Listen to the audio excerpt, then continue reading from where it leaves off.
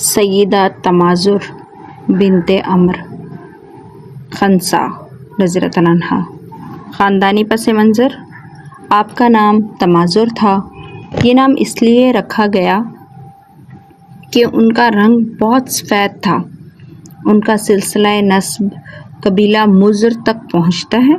یہ وہ قبیلہ ہے جسے نبی کریم صلی اللہ علیہ وسلم نے تمام قبائل کا قلعہ قرار دیا ہے۔ والد کا نام عمر بن حارث تھا۔ ان کے 2 بھائی تھے، ایک کا نام سخر اور دوسرے کا نام معاویہ تھا۔ زمانہ جاہلیت میں تمازر کو اپنے ان 2 بھائیوں کے ساتھ والہانہ عقیدت تھی۔ جب ان دونوں کو قتل کر دیا گیا تو یہ دھاڑے مار مار کر روئیں۔ دونوں بھائیوں کی جدائی میں جی بھر کر آنسو بہائے۔ ان کے غم میں اتنے زیادہ اشعار کہے کہ ایک پورا دیوان مرز وجود میں آ گیا، جسے شعر و شاعری کے میدان میں ادب کا خزینہ قرار دیا گیا اور علمی اور ادبی دنیا میں نادر مفردات کا مرکہ سمجھا گیا۔ لقب: سیدہ تمازر خنسا کے لقب سے مشہور و معروف ہوئیں۔ خنسا پست اور چپٹے ناک والی خاتون کو کہتے ہیں۔ ایک دفعہ رسول اللہ صلی اللہ علیہ وسلم نے سیدہ تمازر رضی اللہ عنہا کو یا خنسا کہہ کر آواز دی تو انہوں نے اسی لقب کو اپنے لیے پسند کر لیا۔ چونکہ یہ رسول اللہ صلی اللہ علیہ وسلم کی زبان مبارک سے نکلا تھا، اس لیے انہوں نے اسی نام سے مشہور اور معروف ہونے کو ترجیح دی اور اس لفظ کو اپنی شان و شوکت کی علامت سمجھا۔ سیدہ خنسا کے خاوند کا نام رواحہ بن عبدالعزیز سلمہ تھا۔ ان کے 4 شیر جوان بیٹے تھے۔ چاروں جنگ قادسیہ میں ایرانی فوج سے لڑنے کے لیے روانہ ہوئے۔ چاروں نے اپنی والدہ محترمہ کی طرف واپس آنے کی بجائے رب العزت کے ساتھ ملاقات کو ترجیح دی۔ چاروں داد شجاعت دیتے ہوئے میدان جنگ میں جام شہادت نوش کر گئے۔ سیدہ خنسا رضی اللہ عنہا بہادری، دلیری، جرأت و شجاعت، فصاحت و بلاغت، وفاداری، اخلاص، انتہائی حسن و جمال اور نادر نوعیت کی ذہانت اور فطانت کی پیکر خاتون تھی۔ ان بے شمار خوبیوں کی بنا پر قوم کی بڑی بڑی مشہور و معروف شخصیات کی نگاہوں کا مرکز و محور تھیں، لیکن انہوں نے اپنے لیے رواحہ بن عبدالعزیز کو رفیق حیات پسند کیا۔ ان کے 4 بیٹے زمانہ جاہلیت میں ہر دل عزیز تھے۔ انہوں نے اسلام قبول کر لیا اور ان پر عرب مسلمانوں کو ناز تھا۔ ایک بلند پایہ شاعرہ: سیدہ خنسا رضی اللہ عنہا کی شخصیت کے 2 پہلو نمایاں طور پر سامنے آئے۔ ایک پہلو زمانہ جاہلیت میں آشکار ہوا اور وہ ان کی بلند پایہ شاعری تھی۔ جب ان کے 2 بھائی صغر اور معاویہ قتل کر دیے گئے تو انہوں نے ان کے غم میں جی بھر کر آنسو بہائے۔ سیدہ خنسا نے نہ صرف خود اشک رواں کی نہر بہائی بلکہ اپنے بھائیوں کے غم میں ڈوب کر ایک ایسا دلدوز مرثیہ کہا جس نے بھی سنا وہ زار و قطار رونے لگا۔ ہر ایک نے مرثیہ سن کر آنسو بہائے اور اس طرح خنسا کے غم میں شریک ہونے کا اظہار کیا۔ اس مرثیہ نگاری نے خنسا کو بے مثال شاعرہ ہونے کا اعزاز بخشا۔ اس کی مرثیہ بیانی کے چند نمونے ملاحظہ کریں، جس میں وہ یہ فرماتی ہیں: ترجمہ: اور بے شک سخر ہمارا آقا اور سردار تھا، اور بے شک سخر سب سے آگے بڑھنے والا تھا جب سوار چڑھائی کرتے۔ سخر وہ نرم دل تھا جو ہدایت دینے والا تھا۔ اگر میرے حسب و نسب میں کوئی فخر ہے تو وہ میرے بھائی سخر کے سبب ہے، نہ کہ میرے مال یا اولاد کی کثرت کے سبب۔ مجھے کل کی شام یاد آتی ہے جب میں سخر کے ساتھ تھی، اور وہ رات کا منظر یاد آتا ہے جب وہ جوانی کی بہار میں میرے ساتھ تھا۔ سخر جیسا کوئی رزق دینے والا مہمان نواز نہیں دیکھا، نہ اس جیسا کھانے کھلانے والا، نہ ہی اس جیسا دوست اور رفیق۔ اے سخر، میں تجھے کبھی نہیں بھولوں گی۔ جب تک سورج طلوع ہوتا رہے گا میں تجھے یاد کرتی رہوں گی۔ اگرچہ رونے والے میرے ارد گرد بہت ہوں، لیکن میں اپنی جان کو صرف صبر سے نہیں بہلا سکتی۔ میرے دل کو صرف تو ہی بہلا سکتا تھا۔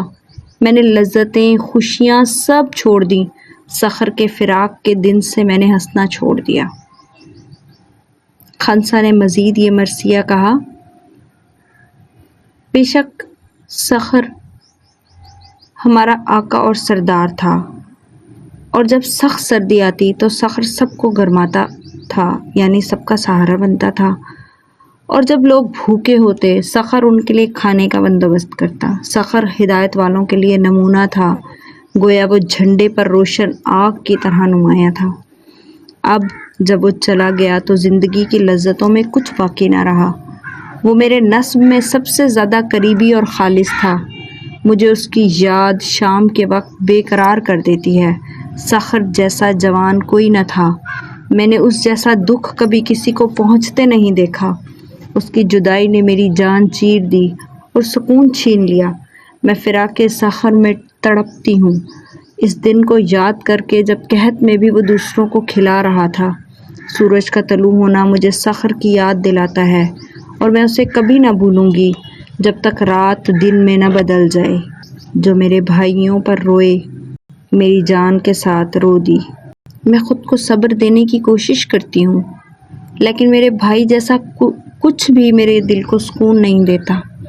اس دن سے جب سخر جدا ہوا، میری خوشیاں لوٹنے سے انکار کر گئیں اور میں صرف غم ہی کرتی رہی۔ سیدہ خنسا کی اپنے بھائی سخر کے ساتھ یک طرفہ محبت نہ تھی، بلکہ ان کا بھائی بھی اپنی بہن خنسا کے ساتھ حد درجہ محبت اور اپنائیت کا اظہار کیا کرتا تھا۔ پھر بھلا بہن اپنے بھائی کے ساتھ وفاداری کا ثبوت کیوں نہ دے؟ وفاداری تو سیدہ خنسا رضی اللہ تعالیٰ عنہا کا ایک خاص وصف تھا۔ ایک دفعہ کا ذکر ہے کہ سیدہ خنسا رضی اللہ تعالیٰ عنہا ام المومنین سیدہ عائشہ صدیقہ کی خدمت میں حاضر ہوئیں تو انہوں نے ایک اون کی صدری پہنی ہوئی تھی۔ ام المومنین سیدہ عائشہ صدیقہ رضی اللہ تعالیٰ عنہ نے ان سے فرمایا، اے خنسا، یہ خوبصورت صدری کیسے میسر آئی؟ اللہ کی قسم، رسول اللہ صلی اللہ علیہ وسلم کے ساتھ میں نے زندگی بسر کی، آپ دنیا فانی سے رحلت فرما گئے، میں نے آج تک اس جیسی صدری زیب تن نہیں کی۔ سیدہ خنسا رضی اللہ تعالیٰ عنہا نے جواب دیتے ہوئے کہا، اس صدری کے پہننے کی بھی ایک داستان ہے۔ اون کی یہ صدری میں اپنے سے جدا نہیں کر سکتی، یہ میرے لباس کا لازمی جزو بن چکی ہے۔ وہ داستان یہ ہے کہ میری شادی قوم کے ایک سردار کے ساتھ ہوئی۔ میرا خاوند بڑا شاخرس انسان تھا، اس کے ہاتھ میں پیسہ نہیں ٹکتا تھا، بے دریغ مال خرچ کرنا اس کی عادت کا حصہ تھا۔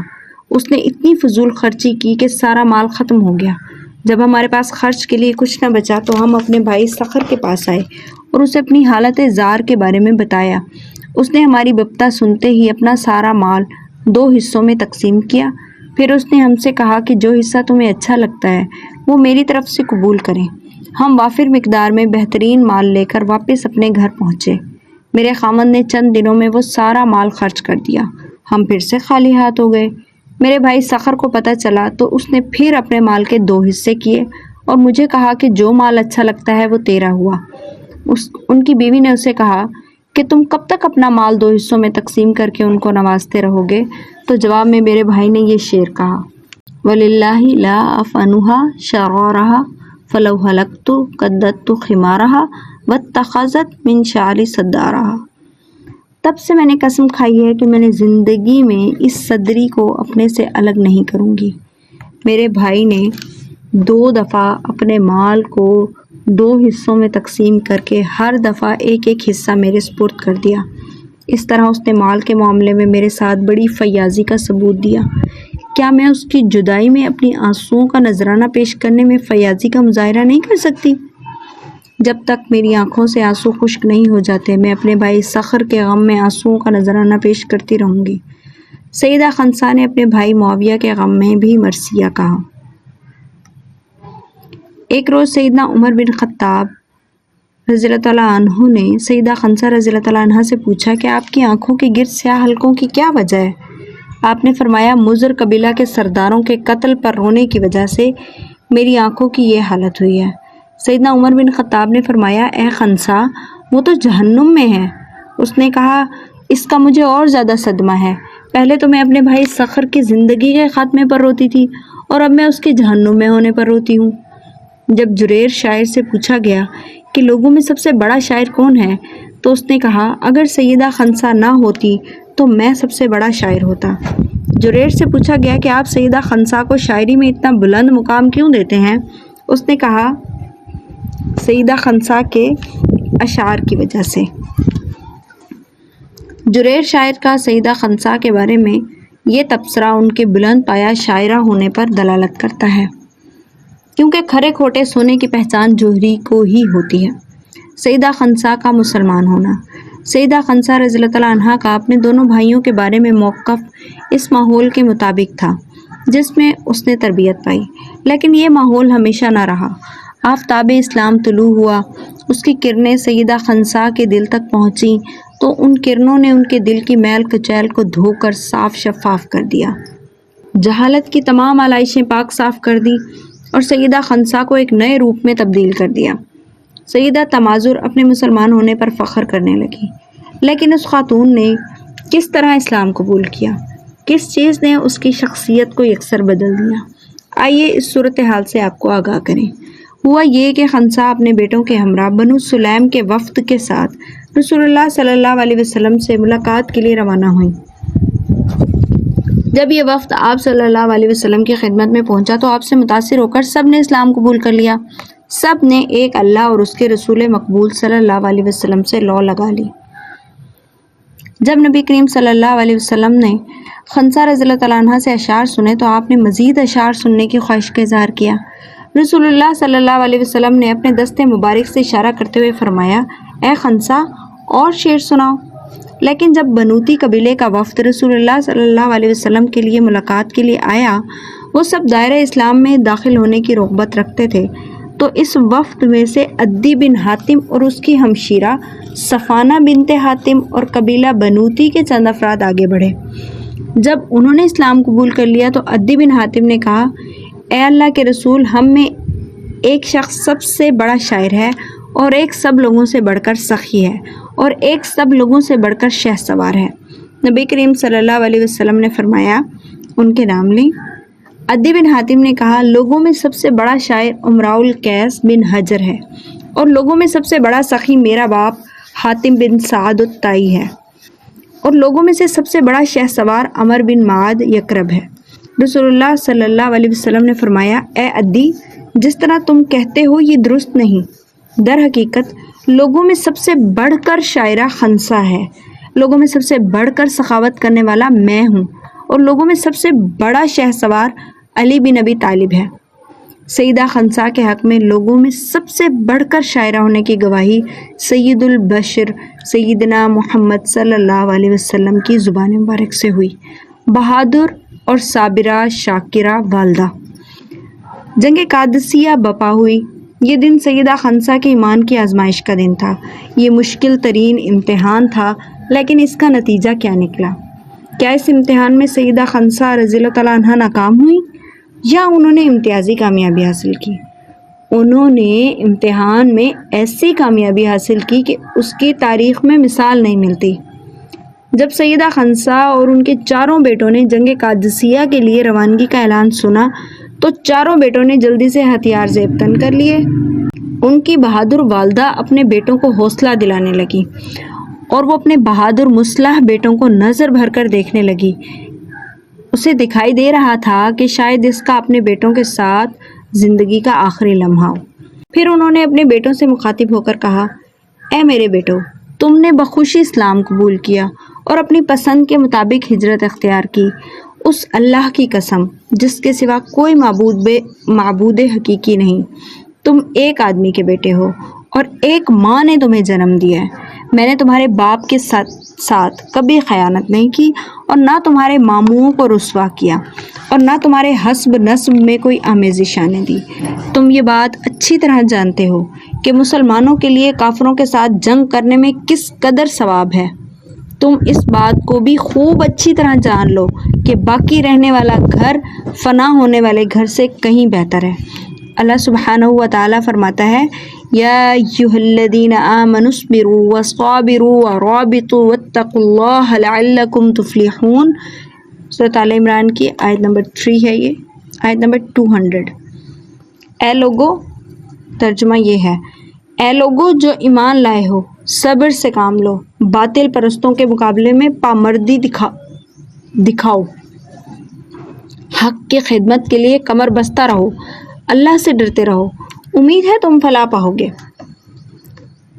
جب تم صبح صحت اور عافیت کے ساتھ اٹھو تو اپنے دشمن سے نبرد آزما ہونے کے لیے چاقو چوبند ہو کر میدان جنگ میں اترو۔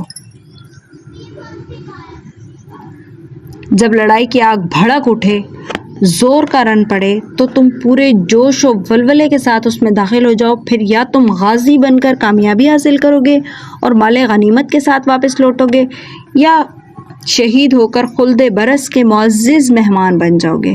ہر دو صورت میں کامیابی اور کامرانی تمہاری قدم بوسی کرے گی۔ ایک مومن ماں نے اپنے مومن بیٹوں کے دلوں میں بہادری کی رمق پیدا کر دی، اور وہ اپنی والدہ کی جانب سے حوصلہ پا کر ایک اکھڑ مزاج ظالم دشمن کے مقابلے کے لیے روانہ ہوئے۔ ان نیک دل بیٹوں نے اپنی والدہ کی وصیت کو میدان جنگ میں اترنے کے لیے زاد راہ بنا لیا۔ ماں کی وصیت بیٹوں کے لیے ایک ایسا نور ثابت ہوئی جس سے میدان میں اجالا ہو گیا، یہاں تک کہ انہوں نے اپنے دشمن سے وہ کچھ حاصل کر لیا جس کی وہ امید رکھتے تھے۔ پھر نوجوان بیٹے جنگ کے لیے تیار ہو گئے، اور انہوں نے اپنی والدہ سے پختہ عہد کیا کہ یا تو وہ غازی بنیں گے یا جام شہادت نوش کریں گے۔ ان دونوں میں سے ایک اعزاز اپنے رب کے حکم سے ضرور حاصل کریں گے۔ جب یہ بہادر سپوت اپنی والدہ سے میدان جنگ کی طرف پلٹے تو ان کے کانوں میں ماں کی دعائیں نغمہ سرا تھیں، جو ان کے لیے جوش، ولولے اور جذبے کا باعث بن رہی تھی، خوف، تردد اور بزدلی کو دور بھگا رہی تھی۔ یہ ایسے نوجوان تھے جو اپنے رب پر ایمان لے آئے تھے اور رشد و ہدایت سے آراستہ ہو چکے تھے۔ وہ اپنی ماں کے فرما بردار بیٹے تھے اور اپنے دشمن کے خلاف ان کے دل غیظ و غضب سے بھرے ہوئے تھے۔ وہ قوت ایمان سے آراستہ تھے، خوف و ہراس ان کے قریب بھی نہیں پٹکتا تھا۔ ان میں سے ایک نوجوان رزمیہ اشعار پڑھتے ہوئے میدان میں اترا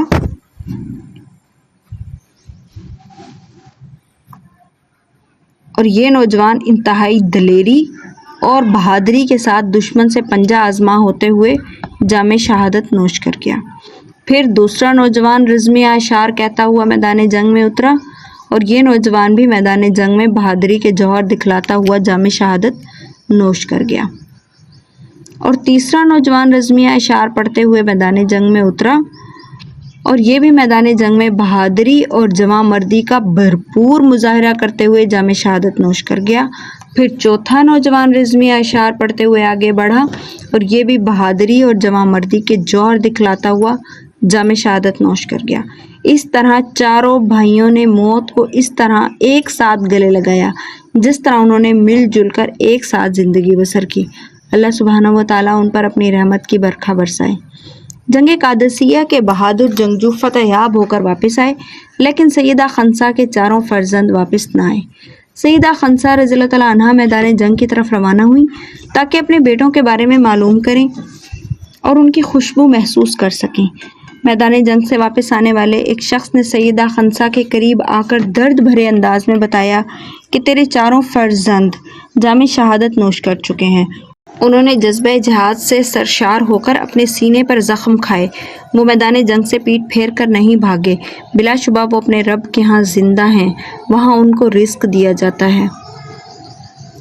سیدہ خنسا رضی اللہ تعالیٰ کا ایمان خوشنما صورت میں آشکار ہوا۔ انہوں نے نہایت صبر اور تحمل کا مظاہرہ کیا، اپنے چہرے کو پیٹا، نہ اپنے کپڑے پھاڑے اور نہ اپنے سر پر مٹی ڈالی۔ اس تحمل کا اس لیے کہ ان کا جاہلیت کے ساتھ تعلق بالکل ختم ہو چکا تھا، اور جس اسلام کو انہوں نے بطور نظام حیات پسند کر لیا تھا وہ ایسا کرنے کی اجازت نہیں دیتا تھا۔ اس مومن خاتون نے اس غم و اندوہ کی گھڑی میں صورتحال کا مظاہرہ کرتے ہوئے یہ الفاظ کہے۔ ترجمہ اس کا یہ ہے: شکر ہے اس اللہ کا جس نے ان تمام کو خلعت شہادت سے سرفراز کیا، مجھے عزت بخشی ہے۔ میں اپنے رب سے امید رکھتی ہوں کہ وہ مجھے اپنی رحمت کے زیر سایہ جنت میں ان کے ساتھ ملا دے گا۔ سیدہ خنسا رضی اللہ تعالیٰ عنہ زندگی کے آخری لمحے تک نعمت ایمان سے سرفراز رہیں، اور وہ ایمان ہی کی حالت میں 24 ہجری کو دنیا فانی سے کوچ کرتی ہوئی راضی خوشی اپنے رب سے جا ملی۔ اللہ ان پر راضی ہوا اور انہیں اپنی رحمت سے سرفراز کیا، اور اللہ ان کے شہید بیٹوں پر راضی ہوا اور ان پر اپنی رحمت کی برکھا برسائی، اور اللہ سبحانہ و تعالیٰ دیگر مسلمان شہداء پر راضی ہوا اور ان پر اپنی رحمت کی برکھا برسائی۔ سیدہ خنسا رضی اللہ تعالیٰ عنہ قوت ایمان کی بنیاد پر امتحان میں کامیاب ہوئی۔ اللہ سبحانہ و تعالیٰ انہیں جزائے خیر سے نوازے، آمین۔